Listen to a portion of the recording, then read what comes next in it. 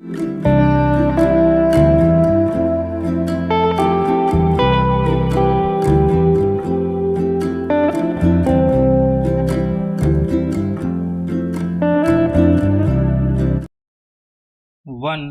2 3 start. अंतरिक्ष विज्ञान के क्षेत्र में भारत की नई कामयाबी गौर करने लायक है। भारतीय अंतरिक्ष अनुसंधान संगठन ने चंद्रयान-3 के प्रणोदन मॉड्यूल को पृथ्वी की कक्षा में सफलतापूर्वक वापस लाकर अपनी विरल क्षमता का परिचय दिया है। भारत के चंद्र अभियान की यह एक महत्वपूर्ण कड़ी है। पूरी सावधानी के साथ भारतीय वैज्ञानिकों ने अपने इस अभियान को आगे बढ़ाया है। वह प्रणोदन मॉड्यूल पृथ्वी की कक्षा में लौट आया है, जिसे शुरू में चंद्रयान-3 लैंडर को चंद्रमा तक ले जाने का काम सौंपा गया था। साधारण शब्दों में समझें तो भारत अब किसी चीज को चांद पर भेजने और फिर उसे वापस लाने की क्षमता तक पहुंच गया है। ध्यान रहे, चंद्रयान-4 के समय चांद से मिट्टी का नमूना लाने की योजना है और इसके लिए चांद पर यान के उतरने की क्षमता के साथ वहां नमूना लेने और फिर पृथ्वी पर लौटने की योग्यता भी अनिवार्य है। यह बात वैज्ञानिक भी मानते हैं कि चंद्रयान-4 भारत के लिए उतना आसान नहीं होगा। सबसे महत्वपूर्ण होगा चांद से वापस लौटने के लिए वहां की सतह से लॉन्च होना।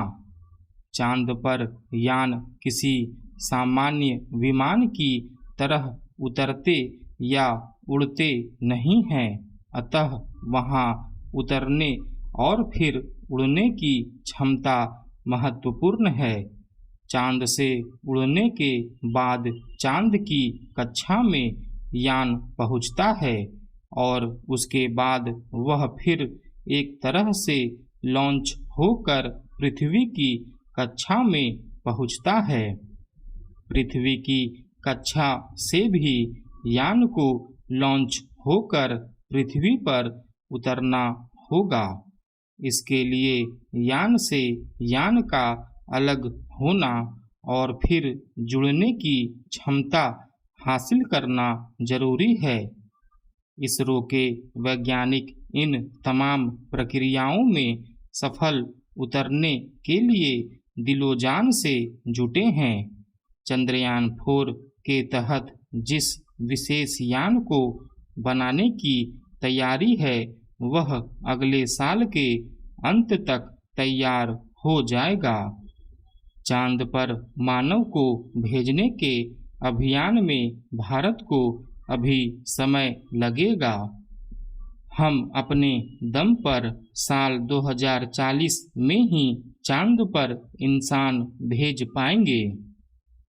ध्यान रहे, भारत चांद पर पानी खोजने का एक अन्य अभियान जापान के साथ मिलकर भी चलाने वाला है। बहरहाल यह कहना चाहिए कि भारत अंतरिक्ष अभियान के मामले में कुछ देरी से चल रहा है। हम अपना अंतरिक्ष केंद्र साल 2035 तक बना लेंगे, पर नासा ने 6 दिसंबर को अपने अंतर्राष्ट्रीय अंतरिक्ष केंद्र के 25 साल पूरे कर लिए हैं। वह अपने अंतरिक्ष केंद्र की 25वीं वर्षगांठ मना रहा है। अनेक वैज्ञानिक नासा के उस अंतरिक्ष केंद्र पर रह रहे हैं और अगले साल के अंत में वहां एक भारतीय के भी कदम पड़ेंगे। नासा इसके लिए सहमत हो गया है और अंतरिक्ष केंद्र के लिए पहले भारतीय अंतरिक्ष यात्री का चयन इसरो को करना है। भारत के पहले और अकेले अंतरिक्ष यात्री राकेश शर्मा साल 1984 में सोवियत संघ के यान में बैठकर अंतरिक्ष गए थे। तब नासा का अंतरिक्ष केंद्र नहीं बना था। उसके 4 साल बाद नासा का अंतरिक्ष केंद्र स्थापित हुआ। कुल मिलाकर अंतरिक्ष विज्ञान में भारत को तेज कदमों के साथ आगे बढ़ना होगा।